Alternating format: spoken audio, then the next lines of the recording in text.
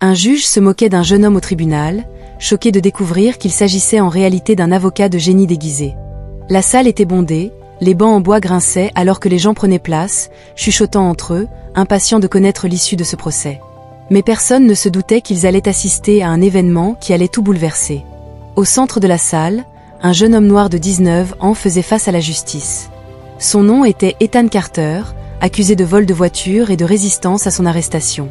Il était devenu le centre de l'attention, non pas parce que l'affaire était particulièrement complexe, mais parce que le juge Leonard Whitmore et le procureur David Langanglais étaient déjà convaincus de l'issue de cette affaire. Pour eux, Ethan n'était qu'un jeune homme à problème, un nom de plus dans une pile de dossiers qu'ils traitaient quotidiennement. Il ignorait la vérité. Ethan Carter n'était pas un adolescent ordinaire. Il avait grandi en étudiant les lois, en comprenant chaque faille, chaque stratégie, chaque manœuvre que les procureurs utilisaient pour obtenir des condamnations. Aujourd'hui, il allait renverser la situation. Le juge se pencha en arrière sur sa chaise, observant Ethan avec dédain. « Nous allons régler cela rapidement, mon temps est précieux. » Le public rit, et le procureur anglais sourit comme s'il avait déjà gagné. Ethan, cependant, ne réagit pas. Il attendait le bon moment pour commencer à déconstruire l'affaire, car ce tribunal ne savait pas encore qui il était vraiment, et quand il le découvrirait, il serait trop tard. L'affaire semblait évidente pour quiconque y jetait un coup d'œil superficiel. Selon l'accusation, Ethan avait été surpris dans une voiture volée, avait tenté de fuir la police et avait été arrêté peu après. Les preuves, telles que ses empreintes digitales sur le volant et un policier affirmant l'avoir vu conduire la voiture abandonnée quelques pâtés de maison plus loin, semblaient solides, n'est-ce pas? Ethan savait que l'affaire était fragile, mais le juge et le procureur étaient habitués à gagner sans effort. Ils n'avaient même pas pris la peine de revoir correctement leurs propres arguments. Ethan était sur le point de le prouver. Le procureur se leva de sa chaise avec l'attitude de quelqu'un qui avait déjà gagné. « Mesdames et messieurs, l'accusé a été trouvé avec le véhicule volé, ses empreintes digitales sont sur la voiture, il a tenté de fuir. L'affaire ne pourrait pas être plus claire. » Il se tourna vers Ethan, arborant un sourire arrogant. « La seule question qui reste est, qu'avez-vous à dire pour votre défense ?» Le tribunal s'attendait à ce que le jeune homme bégaie, que son avocate commise d'office fasse un discours faible, que tout soit rapide et prévisible. Mais alors, Ethan se leva. « Je vais me représenter moi-même, votre honneur. » Un silence s'installa dans la salle. Le juge fronça les sourcils. « Vous voulez vous représenter vous-même » répéta-t-il, visiblement surpris. Le procureur David Langanglais laissa échapper un petit rire en secouant la tête. « Ça va être amusant. » Le public murmurait entre eux. Ethan Carter, un jeune homme de 19 ans, renvoyant son avocate pour affronter un procureur expérimenté, cela semblait être une catastrophe imminente. Mais ce que personne ne savait, c'est qu'Ethan attendait ce moment. Il n'était pas un garçon ordinaire. Il avait passé des années à étudier le système, et maintenant, ce système était sur le point de se retourner contre lui-même. Le juge soupira d'impatience. « Très bien, monsieur Carter, voyons ce que vous avez à dire. » Ethan se leva lentement, sans se presser. Il ne montrait aucune peur, ne semblait pas nerveux. Ses yeux scrutaient le tribunal avec la froideur de quelqu'un qui savait déjà comment cela allait se terminer. Le procureur ferma son dossier et croisa les bras, attendant.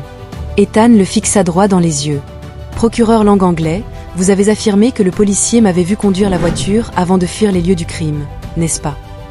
Le procureur hocha la tête, ennuyé. « Oui, l'officier a déclaré vous avoir vu au volant avant d'abandonner le véhicule. » Ethan fit un pas en avant. « Et cet officier est-il présent pour témoigner ?» L'Anglais esquissa un sourire suffisant. « Ce n'est pas nécessaire, son témoignage est documenté. » Ethan haussait les sourcils. « Intéressant. » Le tribunal observait chaque mouvement. Quelque chose dans la voix d'Ethan provoquait un malaise palpable. « Donc, en gros, nous nous fions à un rapport de police, mais nous n'avons pas le policier ici pour être interrogé. » Le juge se pencha en avant, intéressé. Le procureur tenta de cacher son irritation. « Le rapport de l'officier est valable. » Ethan sourit en coin. « Bien sûr, mais j'aimerais faire une demande formelle. » Il se tourna vers le juge. « Je demande les enregistrements GPS de la voiture de patrouille de l'officier au moment de la poursuite. » Le procureur se tendit. Le juge plissa les yeux. « Qu'est-ce que vous voulez prouver, monsieur Carter ?» Ethan posa ses mains sur la table de la défense. « Je veux prouver que l'officier n'était pas en mesure de m'identifier correctement. » Le tribunal fut choqué. Le procureur resta immobile, ne s'attendant pas à cela. Le juge se tourna vers lui. L'État a-t-il des objections à cette demande? Le procureur prit une profonde inspiration. Il ne pouvait pas refuser ouvertement, cela donnerait l'impression qu'il cachait quelque chose. Mais si les enregistrements montraient que l'officier n'était pas à la position qu'il avait affirmée, l'affaire s'effondrerait. Après un long silence, le procureur répondit d'un ton rigide. « Sans objection, votre honneur. » L'impact avait déjà été ressenti. Le tribunal ne riait plus. Le juge nota la demande et frappa le marteau. Les enregistrements seront requis. Le procureur tenta de reprendre le contrôle de la situation. Il ajusta sa cravate, prit un papier et lut à voix haute. Quoi qu'il en soit, les empreintes digitales de l'accusé ont été retrouvées sur le volant du véhicule volé. Il regarda le jury. Monsieur Carter peut argumenter autant qu'il le souhaite, mais les preuves parlent d'elles-mêmes. Il sourit, satisfait. Mais Ethan ne s'y attarda pas. Il prit une profonde inspiration et se tourna vers le juge. « Puis-je poser une question au procureur ?» Le juge lui fit signe de continuer, et Ethan fixa le procureur. « Procureur langue anglais, vous avez mentionné que mes empreintes digitales étaient sur le volant de la voiture volée, n'est-ce pas ?»« Correct, » répondit le procureur. Ethan fit une pause. « Pouvez-vous me dire exactement où sur le volant elles se trouvaient ?» Le procureur plissa les yeux. « Qu'est-ce que cela importe ?» Ethan sourit légèrement. « Parce que je suis sûr que mes empreintes n'étaient pas là. » La salle s'agita. Le procureur semblait confus. « Quoi ?» Ethan haussait les épaules. « Oui, j'ai touché la voiture, mais toucher quelque chose ne signifie pas que je l'ai volée. » Le procureur n'aimait pas la tournure que prenait la conversation. Les empreintes étaient sur le volant, Monsieur Carter. Ethan fit un pas de plus. « Exactement. » Il se tourna vers le jury. « Avez-vous déjà été dans une voiture qui ne vous appartenait pas? Peut-être celle d'un ami? Peut-être êtes-vous entré pour prendre quelque chose ou vous êtes-vous simplement assis sur le siège par curiosité ?» Le tribunal resta silencieux. Ethan continua. « Ce que l'État essaie de prouver, c'est que j'ai conduit cette voiture uniquement sur la base de mes empreintes digitales sur le volant. » Il fit une pause. « Mais que se passe-t-il si je vous dis que je suis entré dans la voiture et que j'en suis ressorti ?» Les jurés se regardèrent. Le procureur commençait à comprendre ce qui se passait. Ethan ne faisait pas que se défendre, il semait le doute. Et au tribunal, les doutes sont fatals pour l'accusation. Le juge se tourna vers le procureur. L'État a-t-il d'autres preuves pour prouver que l'accusé conduisait le véhicule? Le procureur s'éclaircit la gorge, feuilletant ses papiers. La position des empreintes digitales sur le volant est compatible avec celle d'un conducteur. Ethan secoua la tête, souriant. Ce n'est pas une preuve, c'est une spéculation. Le procureur resta sans réponse. Le tribunal commençait à comprendre qu'Ethan Carter n'était pas un simple accusé, mais un avocat sans diplôme, et il était en train de démêler l'affaire pièce par pièce. Et le pire, c'est qu'il savait qu'il ne pouvait pas l'arrêter. Le juge frappa le marteau. Le tribunal ajourne l'audience jusqu'à ce que les enregistrements GPS du policier soient présentés. Le procureur semblait visiblement ébranlé. Le juge ne regardait plus Ethan avec dédain. Pour la première fois, il le regardait avec respect. Mais Ethan savait que la bataille n'était pas encore terminée, car le coup de grâce était encore à venir. Le tribunal était plus silencieux que jamais. Les gens dans le public se regardaient les uns les autres, essayant de comprendre ce qui se passait. L'affaire qui aurait dû être une condamnation facile était en train de s'effondrer sous les yeux de tous. Et tout cela parce qu'Ethan Carter n'était pas l'accusé qu'ils attendaient. Le juge Leonard Whitmore passa sa main sur son visage, visiblement mal à l'aise. Il savait que permettre à Ethan de se représenter lui-même avait été une erreur qu'il était maintenant trop tard pour corriger. Le procureur David Lang anglais feuilletait frénétiquement ses papiers, cherchant désespérément quelque chose qui pourrait ramener le contrôle à l'accusation. Mais rien ne semblait suffisant. Chaque argument qu'il envisageait, Ethan l'avait déjà déconstruit avant même qu'il ne soit présenté. Puis, Louis était entré avec les enregistrements GPS du policier. C'était le moment décisif.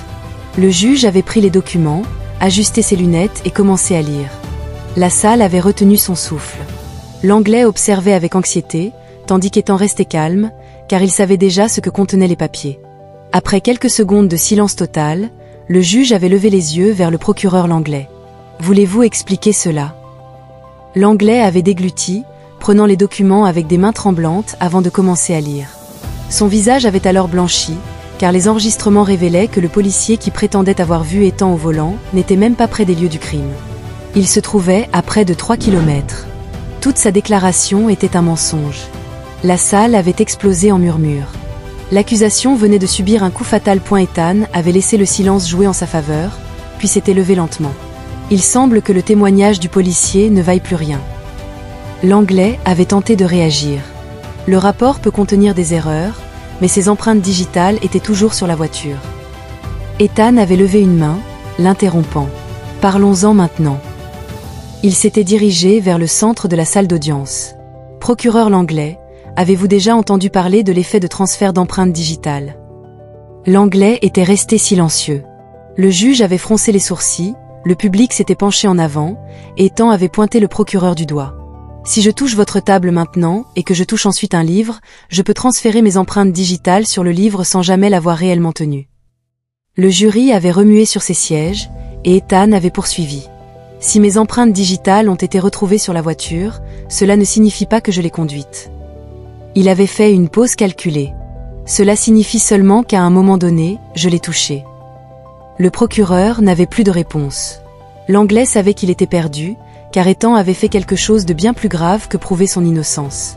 Il avait discrédité l'accusation. Le juge avait pris une profonde inspiration. « Procureur Langlais, y a-t-il encore une preuve qui prouve que l'accusé conduisait le véhicule ?» L'Anglais avait fermé les yeux. Il connaissait la réponse. Il savait qu'il avait perdu. Il avait dégluti et secoué la tête. « Non, votre honneur. » À ce moment-là, le tribunal avait compris ce que cela signifiait. L'affaire était close. Ethan avait gagné. Le juge avait frappé le marteau. Le tribunal rejette les accusations. L'accusé est libre de partir. La salle avait explosé. Certains protestaient, d'autres applaudissaient. Ethan ne bougea pas immédiatement. Il prit simplement une profonde inspiration et ferma les yeux un instant. Il savait qu'il avait gagné, mais il était également conscient que ce n'était que le début. Car pour chaque affaire comme la sienne, combien d'autres jeunes étaient condamnés à tort? Il ouvrit les yeux et regarda autour de lui. Le système n'était pas défaillant, il avait été conçu pour fonctionner ainsi.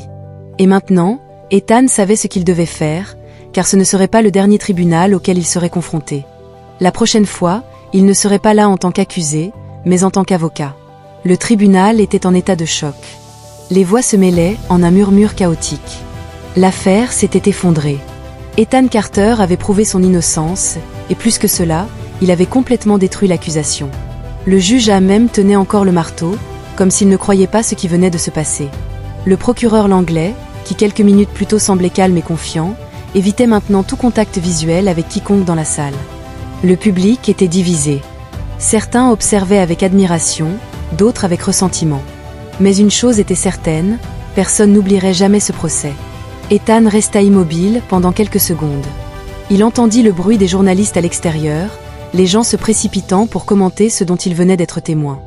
Mais pour lui, tout était silencieux. Il regarda le juge, qui le fixait toujours, mais cette fois, il n'y avait plus de mépris dans son regard. Il y avait quelque chose de différent, peut-être du respect, peut-être de la surprise ou peut-être du regret. Le juge prit une profonde inspiration, se redressa sur sa chaise et dit quelque chose qui prit tout le monde par surprise. « Monsieur Carter, avez-vous déjà pensé à faire des études de droit ?» Le tribunal resta silencieux. L'Anglais se tendit. Ethan sourit en coin.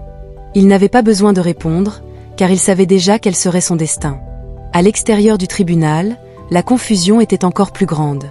Les journalistes encerclaient les marches du bâtiment, les micros étaient levés, les caméras clignotaient sans cesse. Tout le monde voulait savoir qui était Ethan Carter, le jeune homme de 19 ans qui avait humilié un procureur et défié un juge. Les questions fusaient de toutes parts. « Ethan, comment saviez-vous quoi faire? Avez-vous toujours voulu être avocat? Quelle sera votre prochaine étape ?» Mais Ethan ignora tout cela, car une seule personne comptait pour lui à ce moment-là. Elle se tenait au bas de l'escalier, les bras croisés et un regard impossible à déchiffrer. Sa mère. Elle attendit qu'il s'approche. Pendant un moment, aucun des deux ne dit quoi que ce soit, puis finalement, elle laissa échapper un long soupir de lassitude. « Tu m'as presque tué d'inquiétude. » Ethan rit doucement. « Mais j'ai gagné. » Elle secoua la tête. Il ne s'agissait pas de gagner, Ethan. Il fronça les sourcils. Sa mère toucha son visage avec un regard profond. Il s'agissait de montrer qu'ils ne peuvent pas nous marcher dessus. À cet instant, le poids du moment le frappa de plein fouet. Elle n'était pas seulement fière de lui pour avoir gagné l'affaire, elle était fière parce qu'il avait accompli quelque chose de bien plus grand que de se sauver lui-même. Il avait dénoncé le système, prouvé que la justice pouvait être manipulée, et montré qu'il ne se tairait pas. Plus tard ce soir-là, Ethan était assis seul, regardant l'horizon de la ville. Il avait gagné, mais il savait qu'il y avait d'autres comme lui, des garçons et des filles injustement accusés, des personnes condamnées sans preuve. Le système n'était pas défaillant, il avait été conçu pour fonctionner ainsi. Ethan savait qu'il ne pouvait pas changer cela tout seul, mais il savait aussi autre chose. Si ce juge pensait qu'il devrait faire des études de droit, il avait raison. Mais Ethan ne voulait pas seulement étudier les lois, il voulait défier chacune d'elles et s'assurer que personne d'autre n'ait à vivre ce qu'il avait vécu. Parce que la prochaine fois qu'il mettrait les pieds dans un tribunal, il porterait un costume et serait du bon côté de la justice. Maintenant, je vous le demande, combien de fois quelqu'un a-t-il été condamné sans avoir la chance de se défendre? Combien de personnes n'ont pas les connaissances nécessaires pour se battre pour elles-mêmes? Et si c'était vous ou quelqu'un que vous aimez? Le système ne change que si nous le contestons. Alors partagez cette histoire, laissez votre like, abonnez-vous à la chaîne et activez les notifications, car ces histoires doivent être racontées. Et peut-être que la prochaine bataille pour la justice est plus proche que vous ne le pensez.